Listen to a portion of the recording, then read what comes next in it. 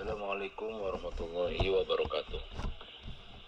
Kali ini kita akan mempelajari penerapan akhlakul karimah dalam kehidupan sehari-hari sesuai dengan pertemuan yang sudah direncanakan dalam silabus ya.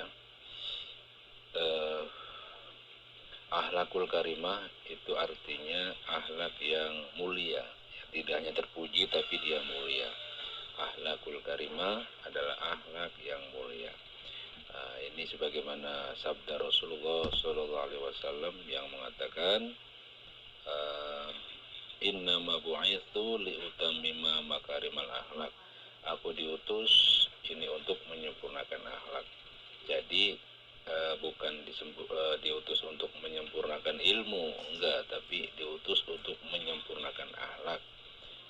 Karena bagaimanapun juga ya, orang yang mungkin tinggi ilmunya tapi bisa saja akhlaknya rendah.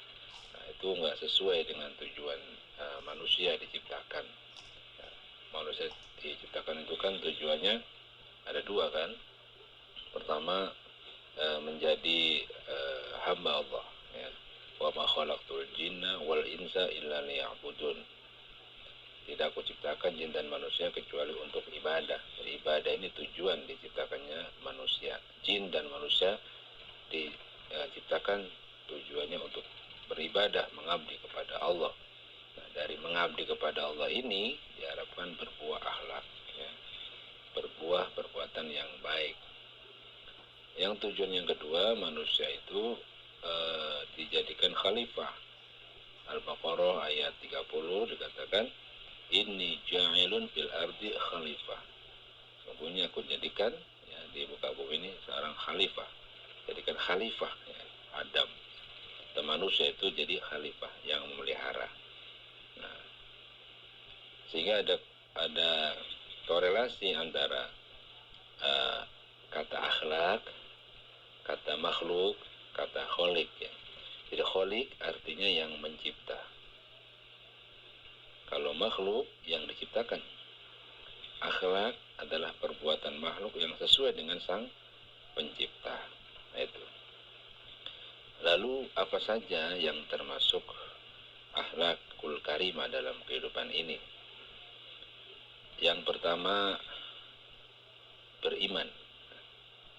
Ini hal yang utama dan pertama itu iman. Iman menunjukkan akhlak ya kepada Allah, kepada malaikat, rasul, semua rukun iman itu kalau orang beriman itu artinya sudah menerapkan akhlak yang baik ya. Karena tanpa iman apalah arti hidup ini. Maka yang penting pertama iman. Iman kepada Allah Subhanahu wa taala, iman kepada rasul-rasulnya, kitab-kitabnya, hari kiamat dan semuanya, termasuk iman kepada takdir Allah. Oke. Yang kedua, termasuk akhlakul karimah adalah taat beribadah. Apa yang diperintahkan oleh Allah laksanakan. Apa yang dilarang oleh Allah Rasulnya dihindari. Orang yang taat beribadah itu dari sisi ubudiyah dia sudah berakhlak yang luar biasa. Yang ketiga, selalu menepati janji. Karena manusia itu berhubungan dengan yang lainnya, maka di sana ada transaksi-transaksi atau ada komunikasi-komunikasi yang tentu satu sama lain bersinergi untuk saling memenuhi kebutuhannya. Nah, maka ketika ada orang itu berjanji, maka orang yang berakhlak dia akan selalu menepati janji. Dalam Islam dianjurkan ketika berjanji mengucapkan insya Allah, kalau Allah menghendaki. Kenapa harus mengucapkan insya Allah? Karena manusia itu hanya berencana ya, tetapi pada akhirnya Tuhan yang menentukan. Sehingga jangan sampai meninggalkan pesan-pesan Allah dalam keterlibatan kita dengan manusia. Ya. Iman, taat, tepat janji. Nah, yang keempat, melaksanakan amanah. Nah, ada amanah yang Allah embankan kepada kita. Ya, sesuai sesuai dengan tingkatan-tingkatan. Amanah yang terbesar tentu adalah amanah keagamaan, lalu amanah kekhalifahan. Nah, itu terkait dengan posisi dan posisi kita masing-masing. Ya, Allah berikan kepada kita semuanya merupakan amanah. Harta amanah, anak amanah, jabatan amanah. Dan semua yang melekat pada manusia sebagai fasilitas hidup itu adalah amanah untuk dilaksanakan sebaik-baiknya dan diarahkan supaya semua amanah ini dikerjakan dengan rasa bersyukur kepada Allah. Yang berikutnya, yang kelima, berlaku sopan dalam ucapan dan perbuatan. Nah, ini komunikasi orang yang berakhlakul karimah tentu harus menjaga ucapan dan perbuatan. Qaulan karimah, ucapan yang mulia. Nah, itu kepada orang tua yang lebih tua, ucapan qaulan karimah. Ada istilah qaulan layyina, ucapan yang lembut. Ada juga qaulan baligha, ucapan yang tepat sasaran. Orang beriman itu ucapannya terjaga, sopan, terjaga. Ada qaulan maisura, ya, ucapan yang memberikan kegembiraan dan lain sebagainya. Juga sopan dalam perbuatan. Nah, bukan hanya ucapan yang sopan, tapi perbuatan juga, termasuk pakaian-pakaian kita. Orang yang berakhlakul karimah, dia akan perhatikan bagaimana supaya ucapannya baik, perbuatan juga berbaik. Yang keenam, tawakal. Tawakal ini artinya berserah diri kepada Allah, ya. Bertawakal. Kalau Nabi menggambarkan orang tawakal itu seperti burung. Burung itu keluar dari sarangnya dalam posisi lapar. Lalu dia pergi bertawakal kepada Allah mencari rezeki, pulang-pulang dalam keadaan kenyang. Artinya burung tidak tahu di mana tempat atau di mana ada makanan. Ya, yang penting dia bergerak, lalu hasilnya ternyata ada, Allah sediakan dimanapun. Nah, itu tawakal.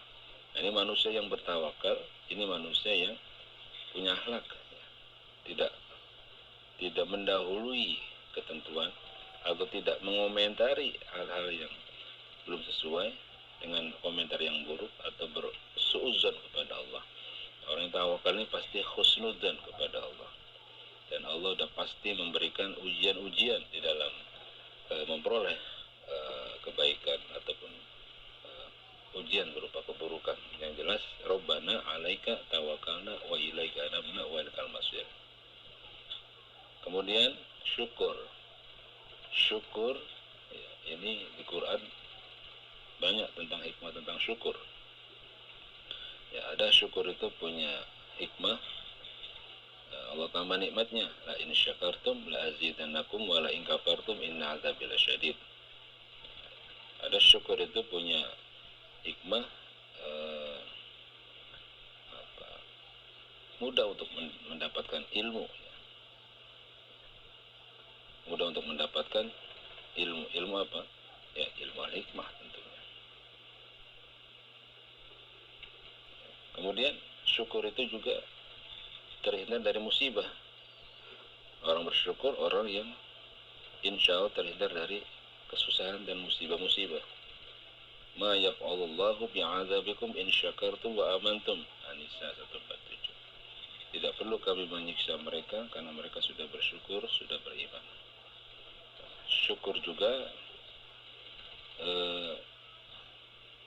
akan dimasukkan oleh Allah ke dalam surga, karena ucapan orang surga adalah alhamdulillahirabbil alamin.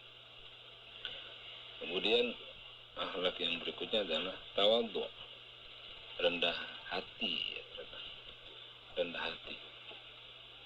Nggak boleh ada kesombongan. Kesombongan menyebabkan ketertutupan rahmat Allah.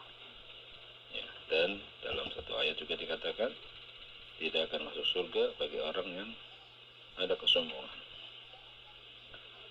Kemudian yang terakhir, berbakti kepada kedua orang tua. Istilahnya adalah birrul walidain. birrul walidain, berbuat kebaikan, berbakti kepada kedua orang tua. Bagaimanapun juga setiap kita adalah anak dan nanti setiap kita adalah orang tua. Maka bukti cinta kita kepada Allah, buktikan kita dengan berbakti kepada orang tua. Kalau kita mengaku beriman kepada Allah, pasti pasti berbakti kepada orang tua. Karena salah satu firman Allah dalam menyuruh, ya, wa qadha rabbuka alla ta'budu illa iyyahu wa bil walidaini ihsana. Sembah Allah, jangan syirik, dan berbuat baiklah kepada kedua orang tua. Nah, itulah beberapa akhlakul karimah yang bisa disampaikan. Mudah-mudahan bisa diterapkan dalam kehidupan sehari-hari. Dan kalau ini sudah kita dapatkan, berdoalah doa supaya terjaga hidayah. Rabbana la tuzigh qulubana ba'da idh hadaytana wa hab lana min